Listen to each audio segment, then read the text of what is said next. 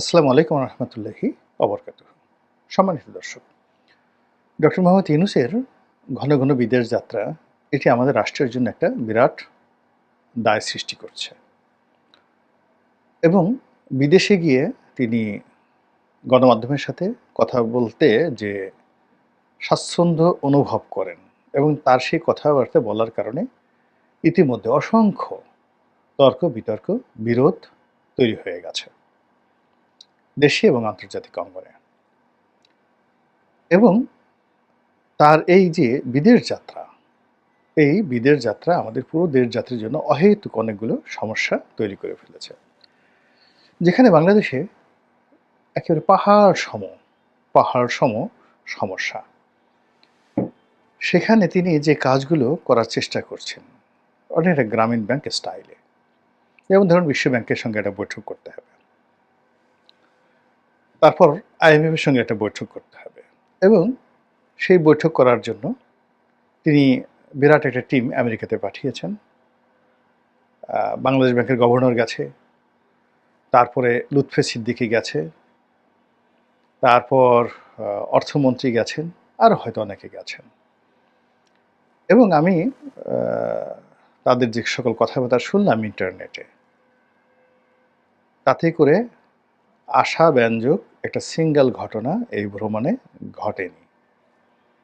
বরং IMF থেকে, বিশ্ব ব্যাংক থেকে যে রেসপন্ড এসেছে, ওটি আগামী দিনে বর্তমান সরকার তো বটেই, এমনকি 2026 সনে 27 সনে যদি নির্বাচিত সরকার এসে যায়, তাদের জন্য গলার কাটা হয়ে দাঁড়াবে। অথচ এই বিষয়গুলো নিয়ে তিনি যদি গভীরভাবে চিন্তা করতেন, বাংলাদেশে থাকতেন এবং একটা ব্যাপক প্রস্তুতি নিয়ে তিনি এই কাজগুলো করতেন, তাহলে অনেক অনেক সুবিধা হতো। ইতিমধ্যে প্রায় সব জায়গাতেই আলোচনা হচ্ছে যে তিনি রোহিঙ্গা বিষয়ক যে ভদ্রলোকে খলিলুর রহমান সাহেবকে নিয়োগ দিয়েছেন, যাকে আবার জাতীয় নিরাপত্তা উপদেষ্টা করেছেন, সেই বিষয়টা নিয়ে প্রচণ্ড রকম সমালোচনা হচ্ছে। তিনি বিভিন্ন জায়গাতে তার প্রিয় যারা লোকজন রয়েছেন, তাদেরকে তিনি সেই প্রেস মিনিস্টার রূপে, তারপরে বিশেষ করে সাংবাদিকদের মধ্য থেকে বিভিন্ন অ্যাম্বাসিতে তিনি নিয়োগ দিয়েছেন। এগুলো নিয়ে আলোচনা হচ্ছে, সমালোচনা হচ্ছে। তার প্রেস উইং নিয়ে বাংলাদেশে যারা কাজ করছেন, সমালোচনার শেষ নেই। তার উপদেষ্টাদেরকে নিয়ে প্রচণ্ড সমালোচনা হচ্ছে, আর তিনি দ্বিধার্ছে একটার পর একটা বৈঠক করে যাচ্ছেন। এই ব্যাংকক, এই কাতার, এই আমেরিকা, এই দক্ষিণ আফ্রিকার কোন একটা দেশ, এরকমভাবে তিনি যাচ্ছেন। তারপরে যেখানে গিয়ে তিনি যে কথা বলছেন, কাজ করছেন, সবকিছুর মধ্যে একটা বিরাট ফারাক তৈরি হচ্ছে। তো তিনি আসছেন একটা নির্বাচন করার জন্য। নির্বাচন করার জন্য তাকে দায়িত্ব দেওয়া হয়েছে। আর দায়িত্ব লাভ করার পর তিনি বলেছেন যে নির্বাচনের জন্য কিছু সংস্কার প্রয়োজন। তো এরকম নির্বাচনের সঙ্গে সংস্কার, সেই সংস্কার নিয়ে কাজকর্ম চলছে। তো এগুলোতে তিনি মনোনিবেশ না করে তিনি যে এইভাবে ঘুরে ফিরে বেড়াচ্ছেন এবং একটার পর একটা চমক সৃষ্টি করার চেষ্টা করছেন, ম্যাজিক তৈরি করার চেষ্টা করছেন, যেটিকে বাংলায় বলা হয় ভেলকিবাজি। আপনারা তো জানেন যে ম্যাজিক আমরা যা কিছু দেখি আকাশে দিয়ে উড়তে থাকে, আসলে আকাশ দিয়ে কেউ উড়ে না। কীভাবে উড়ে সেটার কৌশল, একটা কৌশল মাত্র, রিয়েলিটি নয়। অনেক কিছু আমরা ম্যাজিকে দেখি। সেই ডেভিড কভারফিল্ড কিংবা বাংলাদেশের জুয়েল আইসের যে ম্যাজিকগুলো, সেই ম্যাজিকের অনেক রহস্য ইদানিংকালে আপনি ইন্টারনেটে পাবেন এবং তারাই প্রকাশ করেছেন যে এইভাবে আমরা এই ম্যাজিকগুলো সাধারণত করে থাকি। তো যার জন্য রাজনীতির মতো একটা জায়গাতে এখানে ম্যাজিকের 1% কোনো ভ্যালু নেই এবং এটা রাজনীতির ময়দান সহ্য করে না। এখানে যা কিছু করতে হবে পুরোটাই এই রিয়ালিটি। তো উনি যখন ওনার ক্যারিয়ারের একেবারে তুঙ্গে, তো সেই সময়টিতে আমি ব্যক্তিগতভাবে ওনাকে প্রথম দেখি সম্ভবত ৮০ বা ৮১ সনে আমাদের গ্রামে উনি গিয়েছিলেন। আমি বেশ কয়েকটা লেখায় এই কথা উল্লেখ করেছি। তো কাজেই আমি ওনাকে ৮০ সন থেকে দেখেছি একজন গ্রামীণ ব্যাংকের ম্যানেজিং ডিরেক্টর হিসেবে। তারপর আমি সংসদ সদস্য হওয়ার পরে ২০০৯ থেকে তার সঙ্গে আমার বেশ কয়েকবার কথা হয়েছে, দেখা সাক্ষাৎ হয়েছে এবং আমাদের সম্পর্কটা এখন পর্যন্ত মন্দ নয়। আর আগস্ট মাসের ৫ তারিখের আগ পর্যন্ত মানে খুবই ভালো ছিল এবং উনি আমাকে মানে অত্যধিক স্নেহ করতেন। তো যার জন্য তাকে নিয়ে আমার আশা আকাঙ্ক্ষা অনেক, অনেক ঊর্ধ্ব স্তরের। এটা যেমন সত্য, তার সঙ্গে, সঙ্গে অন্য সবার মতো উনাকে নিয়ে আমার ভাবাবেগ নেই। আমি উনার বাস্তবতা জানি। উনি গ্রামীণ ব্যাংকে কতটুকু সফল হয়েছেন, সেখানে কী তার ব্যর্থতা রয়েছে, লোফল রয়েছে। গ্রামীণ ফোনের মাধ্যমে তিনি কিভাবে ব্যবসা করেছেন, তার কত টাকা লাভ হয়েছে, কত টাকা লস হয়েছে। এরপর আমেরিকাতে তার সত্যিকার অবস্থাটা কী? যেহেতু আমি আমেরিকাতে ছিলাম এবং এমপি হিসেবে আমেরিকার পররাষ্ট্র মন্ত্রণালয়ের একটা ফেলোশিপ প্রোগ্রামে অনেক দিন আমেরিকাতে ছিলাম। তো যার জন্য ওখানে সরকারের সাথে তার কী সম্পর্ক, তার লবি কী, ওখানকার তার পারসেপশনটা কী, সেটা হয়তো অল্প লোক আমার মতো রাজনীতিতে যারা আছেন, আমেরিকার অনেকে জানেন, বেশি জানেন, কিন্তু রাজনীতিতে খুব কম লোক আছেন এই জিনিসটি জানেন। অর্থাৎ আমি ব্যক্তি ইউনূসকে দেখেছি, সে ৮০ সনে, তারপর তার সঙ্গে সম্পর্ক হয়েছে। তারপরে দেশের মধ্যে সে যে কাজগুলো করে, এটাকে যেহেতু আমার ব্যবসা রয়েছে, বাণিজ্য রয়েছে, এটাকে আমি বুঝতে পারি। আর তার সঙ্গে আলাপ আলোচনার সময় তার যোগ্যতা দেখেছি, তার ব্যর্থতা, সবকিছু জিনিসগুলো আমার নখদর্পণে। ফলে তাকে নিয়ে আমার কোনো ভাবাবেগ নেই, ভাবাবেগ নেই। রাষ্ট্র ক্ষমতায় বসার জন্য কখনই আমি তাকে সাজেস্ট করিনি। কখনো আমার কাছে মনে হয়নি এবং তিনিও আসলে কখনো ইন্টারেস্টেড ছিলেন না। তার কোনো প্রস্তুতি ছিল না। কিন্তু সেখানে তিনি এসে গেছেন, বসে গেছেন। এখন যেহেতু তিনি বসে গেছেন, তাকে সফল হতে হবে।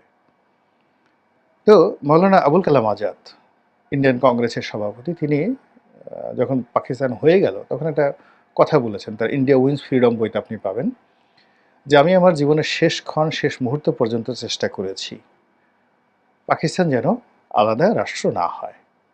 কিন্তু পাকিস্তান যেহেতু হয়ে গেছে, ফলে আমি সারাটা জীবন মৃত্যুর পূর্বক্ষণ পর্যন্ত দোয়া করব, আশা করব পাকিস্তান যেন সফল হয়।" একইভাবে ডক্টর মোহাম্মদ ইউনূস, আমি চাইনি যে উনি রাজনীতিতে আসুন। উনি উনার জায়গাতে খুব ভালো ছিলেন, সফল ছিলেন। কিন্তু তিনি এসে গেছেন। এখন নিশ্চয়ই ওয়ান ওয়ে ট্রাফিক। এজন্য আমি চাই তিনি সফল হন। আর সফল হওয়ার জন্য আমি সেই উনার কাছ থেকে নিরাপদ দূরত্ব বজায় রেখে, উনার ঘনিষ্ঠ হলে, উনার কাছাকাছি গেলে, উনার সাথে কথা বললে বা উনি আমার সঙ্গে কথা বললে, মানে এই সংযোগটা যদি খুব স্বাভাবিক হতো, তাহলে আমি এই কথাগুলো বলতে পারতাম না। আমার অবস্থা হয়তো আসিফ নজরুল সাহেবের মতোই হতো এরকম। বরং আসিফ নজরুল সাহেবের সাথে উনার যে সম্পর্ক, তার চেয়ে আমার বেশি সম্পর্ক ছিল এবং সে সম্পর্ক নষ্ট হওয়ার কোনো রিজন ছিল না।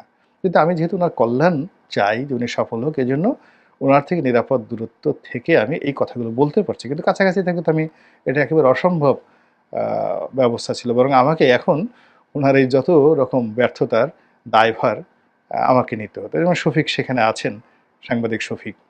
তো তাকে তো দেখেন, সে একটা নিপাট ভদ্রলোক। কিন্তু আ এই মুহূর্তে তাকে নিয়ে কত ট্রল হচ্ছে। কিংবা রেজওয়ানা ওখানে আছেন।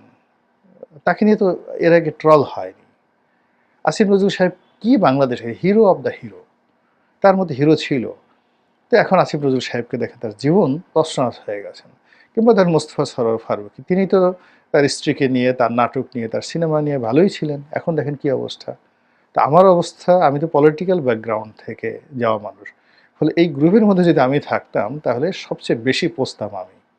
মানে আমাকে এখন গণশত্রু টু দি পাওয়ার 7, মানে যদি শফিক সাহেবকে ১ নম্বর গণশত্রু বলা হয় বা গণশত্রু, সাম্পেল গণশত্রু বলা হয়, তার চেয়ে ৭ গুণ রুট ওভার দিয়ে আমাকে সেই বীজগণিতের গণশত্রু বানিয়ে দেওয়া হতো। বিকজ কথা তো আমাকেই বলতে হতো সেখানে।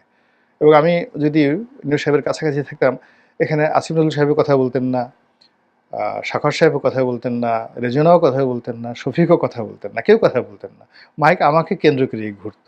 আর প্রায় প্রতিদিনই এরকম ঝাড়ু পিটা খেতে, খেতে আমার জীবন তছনছ হয়ে যেত। এই কথাটা আমি বুঝতে পেরেছিলাম একেবারে ফার্স্ট ডেতে বুঝতে পারার কারণে, অর্থাৎ উনি আসার আগে যেদিন কথাবার্তা হলো, সেই ৬ তারিখ থেকে আমি বুঝতে পেরেছিলাম। বুঝতে পারার কারণেই আমার কাছে মনে হয়েছে যে নিরাপদ দূরত্ব থেকে তাকে সতর্ক করা, সাজেশন দেওয়াটাই বুদ্ধিমানের কাজ। সেটাই আমি করার চেষ্টা করছি। তো এখন এই যে উনি ঘন, ঘন বিদেশে যাচ্ছেন, কারা তাকে বুদ্ধি দিচ্ছে আমি বলতে পারব না, বা তিনি কেন যাচ্ছেন? তার এই জীবন সীমানাতে এসে তার দুটো মাত্র কন্যা, তার স্ত্রী, ১ম স্ত্রী আ যে এখন যে যাকে নিয়ে তিনি থাকেন তিনি খুবই অসুস্থ, এবং তিনি বলেছেন যে সেই স্ত্রী তাকে ছাড়া কেউ কে চিনেন না, এবং আ একমাত্র তাকেই চিনতে পারেন, এবং তিনি খাবার না দিলে অন্যের হাতে তিনি খাবার খেতে চান না। তো এটা খুবই আবেগপ্রবণ একটা কথা। তো সেই স্ত্রীকে ফেলে কেন তিনি বিদেশে যাবেন? বোঝার চেষ্টা করুন। তার এই ঘরে, মানে এই স্ত্রীর ঘরে একজন মাত্র কন্যা। এখনো বিয়ে হয়নি। তার একজন রাশিয়ান স্ত্রী ছিল, যেটাকে তাকে আ আমেরিকাতে তিনি যখন পড়াশোনা করেছেন, সেই মেয়েটা, সেই ঘরের যে কন্যা, আ সে অপেরা সঙ্গীত শিল্পী, আমেরিকাতে থাকেন। তার দুটো মাত্র কন্যা, স্ত্রী অসুস্থ, নিজে ৮৬ বছর বয়স। এ জীবনে তার চাওয়া পাওয়া আর কি থাকতে পারে এই সময়টাতে? একমাত্র এই যে সম্মানজনক যে নেয়ামতটা আল্লাহ দিয়েছেন, এই নেয়ামতটাকে সুন্দর মতো ব্যবহার করে যত দ্রুত সম্ভব তিনি এখান থেকে বিদায় নিয়ে মানুষের মাথার মুকুট হয়ে থাকবেন, এটাই তো কাম্য। কিন্তু এখন তিনি বিবিসিতে একটা কথা বলছেন, রয়টার্সকে একটা কথা বলছেন, হিন্দুস্তান টাইমসকে একটা কথা বলছেন, আর ওটা নিয়ে ট্রল হচ্ছে। এত বড় একটা মানুষ সারাটা জীবন যে অর্জনগুলো করলেন, তাকে নিয়ে কেন কটূক্তি হবে? এরপরে তিনি কাতারে গেলেন, সেখানে বসলেন, তার পাশে কেন পতাকা নাই, কেন আছে? এগুলো নিয়ে যে সকল কথাবার্তা হচ্ছে। তিনি মোদি সাহেবের সাথে বৈঠকে বসলেন। বৈঠকে বসার পর দেখা গেল সেখানে সঙ্গে, সঙ্গে আ বাংলাদেশের যে ট্রান্সশিপমেন্ট সুবিধা বাদ হয়ে গেল। কেন আমার বিমস্টেক বৈঠকে মানে গিয়ে মোদি সাহেবের সাথে জোরাজুরি করে বসতেই হবে? বরং ওই যে ১ম এ যেটা ছিল, উনি যদি না বসতেন ভালো হতো। তিনি বেজিংয়ে গেলেন। আ তারপর সেখানে বৈঠক করলেন। এই মুহূর্তে তিনি যদি দীর্ঘমেয়াদে, তার যে বয়স, দীর্ঘমেয়াদের কল্পনা না করতেন, এই বেজিংয়ে তার বৈঠকে যাওয়ার দরকারই ছিল না। আমি বাবা আসছি এটা নির্বাচন করার জন্য, দেশের সংস্কার করার জন্য। আমি সারাক্ষণ বসে